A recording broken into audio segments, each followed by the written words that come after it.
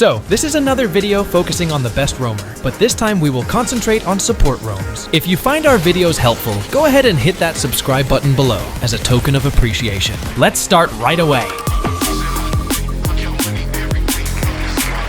Let's begin with Floryn, the most underrated support. She has the unique ability to share her passive with any ally hero, which gives them a 5% adaptive attack boost and can grant them shields every time you heal them. She also has an unsellable item in her inventory that provides her with pretty good stats, but in exchange, she only has 5 item slots. But since she's a support, her role is to stay in the back and heal all her teammates, so positioning is crucial to maximizing her healing capability. Her long-range crowd control skill is a valuable addition to her healing abilities and extremely helpful for team fights. This is because she doesn't need to get close to stun the enemy. She can simply throw it and stun them. With this set of skills, you only need to choose who will inherit your passive. Pick the one you think deserves it and support them for as long as you can. One more thing. Her ultimate is a global heal, meaning she can heal anyone from anywhere. This effect also removes any healing reduction or shield reduction effects on allied heroes and grants them immunity to those effects for a few seconds. And remember that the more magic items you have, the greater the heal and shield your team will receive. Our next hero is Carmilla. She doesn't have any healing abilities, but she can maximize the damage output of her allies, primarily due to her passive skill. Every time Carmilla deals damage to an enemy, she can reduce and steal both magical and physical defense from them. You can maximize this by using her first skill, which summons a crimson flower that circles around her for 5 seconds, also applying a slowing effect. This is excellent for early game fights, as you can recover a significant amount of HP while gaining defense. So don't be afraid to engage in early skirmishes. Another one is her ultimate, which slows enemies by 50% for the first few seconds and then immobilizes them. Anyone within that area will be linked, and whenever a linked opponent takes damage or becomes controlled, all other linked targets take 50% of the damage and are also controlled for the full duration.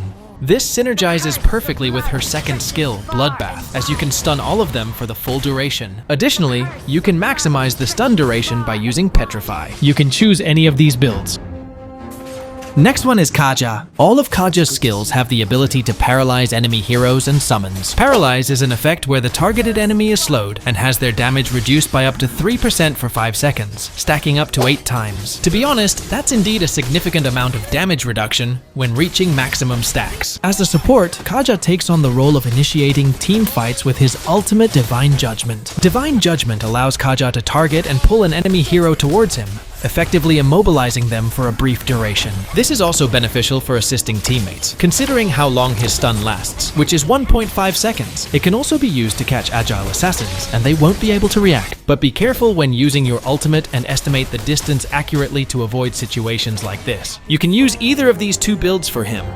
Next up is Faramis. Although he is a good mage, he also excels as a support, primarily because of his one-of-a-kind ultimate, Nether Realm. He's also effective at disrupting the enemy jungle and wasting their time trying to catch Faramis. Since his first skill, Shadow Stampede, grants plus 25 additional magical and physical defense, an additional 70% movement speed, 20% cooldown reduction of this skill, and the ability to move through terrain, you have the early advantage and can withstand longer engagements in their jungle. This skill can also pull any enemy towards you, similar to the first phase of Atlas's ultimate, making it very effective for preventing enemies from escaping. His second skill, Ghost Bursters, is also highly effective as it can bounce and split up to 2 times. You can one-shot Glue with this skill, as it perfectly counters Glue's ultimate. And his ultimate, which can save allies from dying, is one of the best ultimates in the game, as it can truly turn the tide of the fight in your favor. Netherrealm has a unique revival mechanic that allows allies to resurrect after dying in the Spectre state. Overall, Faramis has a complete kit in his skill set, which is why he is a very good support.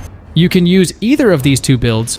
Our next hero is Rafaela. Rafaela is a support hero with a complete package of skills. Rafaela's versatility shines through her ability to heal and provide movement speed to allies, slow enemies, and reveal them even in bushes, and make game-changing plays through her crowd control ultimate. Look at how her healing ability fills up the HP of herself and all allies, as if they were back at the base. Her ultimate, Holy Baptism, is a great skill for counter-attacking enemies, especially when combined with her Holy Healing ability. Holy Healing not only heals HP, but also removes all slow effects, making it perfect for setting up counter-initiation. This skill set combination can make Rafaela not just a support, but also capable of sustaining in a 5-man scenario and creating possible counter-engagements. Flask of Oasis is a very good addition to her skill set, so you can build this first or after the Enchanted Talisman to sustain mana in the early game. Next one is Diggie, the hero that doesn't go out of the meta. He is currently the best hero and has the highest ban rate in Mythic tier and above. Diggie serves as the best counter to all team compositions or heroes with large area of effect crowd controls, especially tank roams. Not only does it provide debuffs, but it also offers shields that can be maximized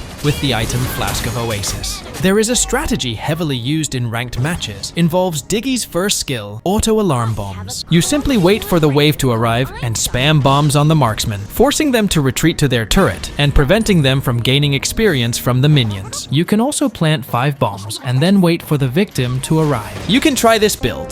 The second one is Damage Diggie. Next one is Estes. Every time I see Estes, I always think of Blacklist International and the legendary Venus, who popularized support roam and the UBE strategy. They even created a championship skin for Estes that imitates the pose of Venus. So why is Estes one of the best support roam heroes right now?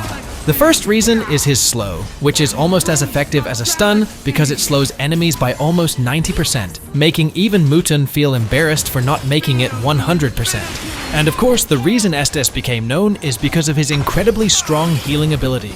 His ultimate can lead to potential outplays and sustain against the incredibly strong burst damage due to the strength of his healing ability. Look at how he managed to restore Melissa's HP back to full, and the base couldn't even heal that amount of HP. You just need to build the correct items, and you can use these two builds as a reference. Next up is the most popular support, Angela. I know that everyone knows her skills and what Angela is capable of, but did you know that Angela is a cyborg? And because of that, she can attach to someone and use her skills while attached, which is very good for duos. Not only for duos, Angela is also good for solo and 5-man team compositions. That's why I put Angela at the top 2 on our list. The mechanics of her ultimate are quite simple. You just need to use it on your ally and heal them for as long as you can. Remember that you can damage the enemy while healing your ally, so target the enemy wisely. But be careful not to steal kills, your duo might get mad. Also, Angela's early game capability is great, thanks to her first skill, Love Waves, which has 5 stacks, and the damage increases with each hit, while also slowing down the enemy with each hit. Coupled with her second skill that slows and can immobilize after a few seconds. Imagine solo killing enemy gold lane. These are the 2 builds that are perfect for Angela. And now, for our top spot and the best support right now is none other than Mathilda.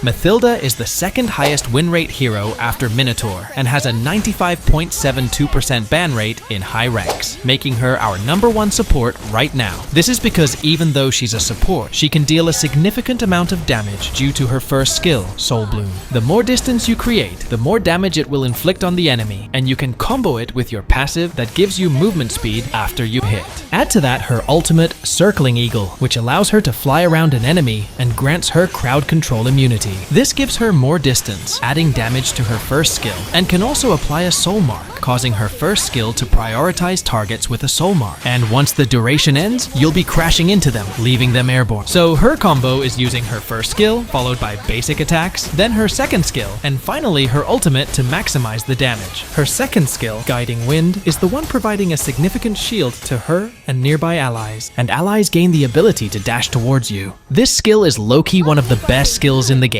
and it also has a low cooldown. You can also use it while you're in the phase of your ultimate, and you will not change your position, but you will still receive the shield buff.